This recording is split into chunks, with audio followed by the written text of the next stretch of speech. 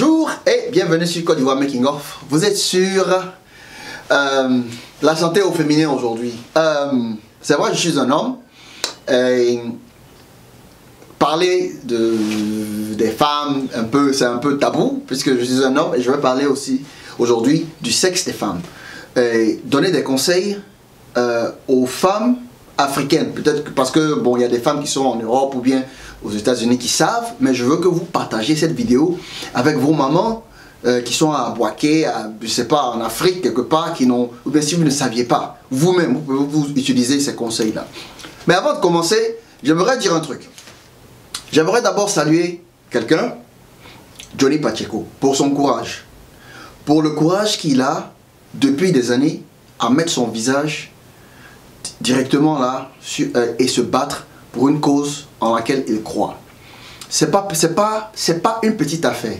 Je viens de faire l'expérience de ce que Johnny Pacheco peut vivre depuis tout ce temps-là. Je comprends aujourd'hui pourquoi il a été agressé et tout. C'est pas quelque chose de facile quand tu es africain de venir dire ce que tu penses sans prendre part. Parce que même si Johnny Pacheco il est dans du clan, il supporte Gbagbo, pour moi par exemple, ma part, je ne supporte personne. Je dis ce qui est d'une façon générale. Okay? Ça ne peut pas être vrai pour tout le monde. Mais il y a une façon de réagir en Afrique qui fait peur. Parce que, quand je dis qu'il fait peur, c'est pas parce que j'ai peur. Je veux dire ça fait peur parce que tout ce qui ne va pas à l'encontre d'un gouvernement, directement, c'est une menace physique, corporelle. Il faut qu'on change, il faut qu'on mûrisse. On n'a pas besoin de ça. Maintenant, donc, aussi, je veux dire aux gens aussi qui ont cru que je parlais mal de Johnny Pacheco, peut-être que je me suis mal exprimé, on n'a pas bien compris, mais je vais vous dire aujourd'hui que Johnny Pacheco a sauvé ma chaîne Côte d'Ivoire Making Of il y a environ 3-4 mois. Si ce n'est pas Johnny Pacheco, peut-être ma chaîne était partie. Voilà, Johnny Pacheco, il m'a sauvé. Voilà. Et je ne vais pas entrer dans les détails, mais Johnny Pacheco, je ne le connaissais pas. J'ai cherché son contact, j'ai parlé à lui. Il ne m'avait jamais vu, il me connaissait seulement sur YouTube. Il m'a dit, mon gars, il n'y a pas de problème. Il est aidé. Et puis, il a arrangé ça. Et il a arrangé mon problème facilement. Il était en voyage même. Il avait même du mal à se connecter sur Internet pour régler le problème. Mais il a réglé. Et c'est quelqu'un de très bien. Et je passe ici sur ma chaîne pour saluer Johnny Pacheco, la Josie Gang, même s'ils sont séparés un peu, très bonnie, dessins animés. J'ai oublié l'autre gars là à qui j'ai parlé sur Facebook, j'ai oublié leur nom parce qu'ils ont des noms un peu compliqués. Mais je salue la Josie Gang et c'est le combat. Hein. Il faut que, pas seulement que la Côte d'Ivoire change, mais il faut que l'Afrique change. Il faut que tous les pays africains changent. Il faut qu'ils vous suivent, il faut qu'ils vous écoutent. Pas seulement, ne prenez pas seulement les conseils de Johnny Pacheco par rapport à Gbagbo, prenez ça en général, ok? Bon, voilà, c'était une parenthèse. Désolé, je salue aussi Stony Love, parce que c'est quelqu'un qui est très intelligent. Quand il parle, il fait dans beaucoup de sens. C'est pas violent, c'est cool et le message passe. Bon, voilà. Nous allons commencer aujourd'hui à parler maintenant du problème que je veux envoyer vers vous et en même temps éduquer les femmes africaines pour surmonter ce problème-là. Maintenant, c'est quel problème? Je ne connais pas le nom, mais je vais vous expliquer comment ça se passe. Après quelques années, quand les femmes accouchent, il y a un problème qui vient, c'est qu'elles n'arrivent pas à retenir leurs urines. Surtout après 2-3 enfants. Premier enfant, c'est pas trop, mais 2-3 enfants, ça commence, et aussi avec l'âge, ça empire. Donc ça dépend. Si vous avez quel âge, quand vous faites vos enfants à quel âge, eux aussi, quel âge vous avez après les enfants. C'est-à-dire que si vous faites vos enfants 20, 25 ans, 20, 25 ans, 30 ans, ça ne réagit pas très vite sur vous, mais quand vous avez 30, 40 ans, ça commence les répercussions de l'accouchement commencent à se faire voir. Ça c'est un. Et de deux, aussi si vous faites les enfants à un âge avancé aussi, là c'est beaucoup plus rapide. Maintenant je vais vous expliquer ce que je veux dire. Il y a des femmes qui n'arrivent plus à retenir leurs urines. Oh, vous n'allez pas croire, mais votre femme peut-être elle ne vous a jamais dit, ou bien d'autres femmes ne vous ont jamais dit, ou bien votre copine ne vous a jamais dit si elle a accouché pour vous, tout ça. Elle n'arrive pas à retenir leur urine. C'est très embarrassant. Elles ont besoin de marcher avec des pads et pour ne pas... ou bien elles vont au travail et puis elles viennent et puis bon, elles sont mouillées. Elles ne se rendent même pas compte. C'est quand c'est mouillé mais elles ne peuvent pas vous dire ça. Non, mais je vais vous dire aujourd'hui que c'est vrai, il n'y a pas de remède. Ça n'existe pas. Il n'y a pas vraiment de remède pour ça. C'est pas un médicament. Mais il y a un remède, c'est de la musculation. Mais c'est pas la musculation où vous allez partir à la salle de gym. Maintenant, je vais vous expliquer comment ça se passe pour que ces choses-là vous arrivent. Quand vous allez à l'accouchement, quand vous accouchez, il y a des choses qui se passent dans votre ventre que vous n'allez même pas, vous ne vous en rendez même pas compte. C'est-à-dire que toute la douleur que vous avez là, ce sont des muscles qui sont en train de se tirer, d'essayer de créer de l'espace. C'est un mouvement naturel qui se passe dans votre corps pour que le bébé puisse sortir. Il y a des os qui sont déplacés, il y a des organes, des membranes, des muscles, des tissus, il y a des choses qui se déchirent. Et tout ça là pousse, et le bébé pousse, et surtout il pousse sur la vessie. C'est-à-dire que là où votre urine est là, parce que c'est une petite poche comme ça. Il pousse dessus, et quand il pousse, il passe là, il détruit, le bébé détruit les petits muscles de la vessie qui sont autour. Je ne sais pas comment on les appelle, mais comme je ne suis pas un scientifique, mais j'espère que vous comprenez ce qui se passe. Donc il pousse, il passe dessus, donc les muscles qui s'étirent là. Avez-vous déjà utilisé un élastique? Vous tirez l'élastique, vous tirez l'élastique, vous tirez l'élastique chaque jour. À un moment vous tirez, l'élastique ne tire plus. C'est comme la vessie, les muscles de la vessie. La vessie même c'est totalement un muscle. Donc une fois que la vessie est pleine, les muscles la retiennent ça. Est-ce que vous voyez? Ils retiennent ça. Mais il y a un signal aussi qui vient vous dire que votre vessie est pleine. Et puis vous partez vous uriner, les muscles lâchent et l'urine passe. Il y a d'autres muscles qui poussent, qui créent une pression et l'urine sort. Maintenant, puisque chaque fois que ces muscles-là, avec l'accouchement, les muscles-là sont tirés dans un sens où ils ne reviennent plus. Donc maintenant, quand vous avez l'urine, à un certain niveau, il y a l'urine qui sort. Ça c'est pour les femmes. Ça sort directement. Parce que la vessie n'est plus contractée, les muscles sont plus contractés comme ils étaient avant. Donc, l'urine sort et ça vous mouille vos pantalons. Et ça, c'est à cause de l'accouchement, puisque les muscles sont étirés. Maintenant, il y a une chose très simple à faire. Mais je ne sais pas comment je vais expliquer. Je vais expliquer ça de la façon que les docteurs ici m'ont dit que c'est la seule façon de le faire.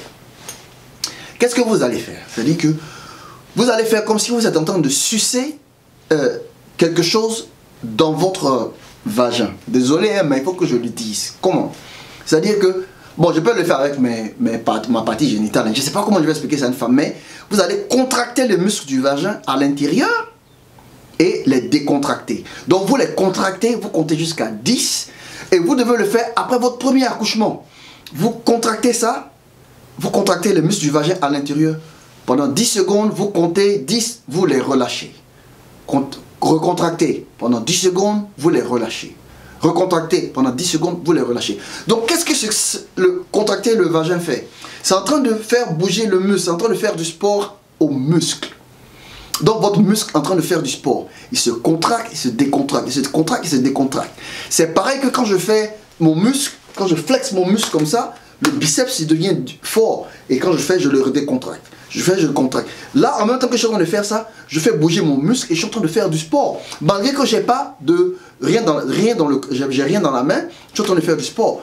C'est pareil quand on vous met les électrodes. Je ne sais pas si vous avez déjà vu, quand pour faire de la musculation sans soulever du poids, on vous met des électrodes et on vous met une petite batterie avec de l'électricité et vos muscles se contractent comme ça. Et le gars, il a les abdos. Parce que c'est pas le poids au fait qui fait que vous êtes en train de devenir musclé, c'est l'action. Donc, puisque la femme est en train de faire comme si elle contracte et elle décontracte son muscle, elle est en train de réentraîner le muscle à l'intérieur d'elle-même pour redevenir fort. Et la vessie, doucement, doucement, redevient ce qu'elle était avant. Donc, c'est le conseil que je voulais donner aux femmes pour ces 10 premières minutes. Et c'est quelque chose qui est répandu ici. Toutes les femmes, à leur premier accouchement, c'est le premier conseil qu'on leur donne. Déjà qu'elles sont couchées là, comme ça on dit, allez contracter le vagin doucement, décontractez-le, comptez jusqu'à 10. Faites-le chaque jour. Donc après l'accouchement d'une femme ici, son premier accouchement, elle n'arrête pas. C'est-à-dire qu'elle parle avec vous, elle dit quelque chose à vous, elle est en train de contracter et décontracter son vagin. Voilà, hein. Donc voilà quoi. Donc après cette vidéo, j'espère que vous allez faire beaucoup de sport à l'intérieur. C'est pas un truc pour me moquer, mais c'est quelque chose, vous pouvez faire des recherches et demander et c'est vrai. Maintenant, il y a un problème de santé, un danger pour les femmes dont j'ai envie de parler aujourd'hui. Santé au féminin, partie 2, ça parle du talc. Le talc, c'est quoi? Je ne sais pas si vous avez utilisé le talc, c'est la poudre. Maintenant, le talc, c'est quoi? C'est ce qu'on appelle le talc. Ça, c'est le talc, la poudre. Vous voyez? En Afrique, on met la poudre partout. On met la poudre sur les enfants, tout le temps, tout le temps, tout le temps. C'est une coutume chez nous. Ça pue. C'est trop fort pour moi. Mais la poudre a été utilisée. Depuis que je suis petit, on met la poudre aux enfants. Partout, on met sur leur corps, on met sur les pieds, on met sur leur dos et tout ça. Mais la poudre ne fait pas de mal à un garçon. La poudre fait du mal à une femme. La poudre, le talc de Baby Johnson, la compagnie Baby Johnson a payé des milliers de millions de dollars de compensation aux femmes aux États-Unis. Parce qu'il a été découvert que la poudre Baby Johnson dans le vagin d'une femme donne le cancer des ovaires. Donc si vous utilisez, si vous avez un garçon, vous pouvez utiliser la poudre, ce n'est pas un problème. Mais si vous avez des filles, si vous êtes une femme et que vous continuez d'utiliser la poudre, surtout si vous le mettez dans les parties génitales, vous êtes en train de vous donner le cancer.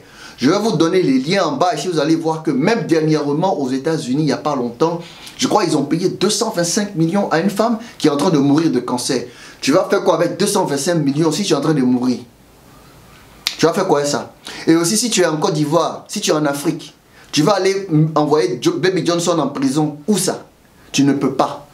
Donc tu vois, il y a beaucoup de gens qui sont là en ligne en train de envoyer Baby Johnson, la compagnie Baby Johnson, sont en train de les envoyer en prison à cause de ce produit-là.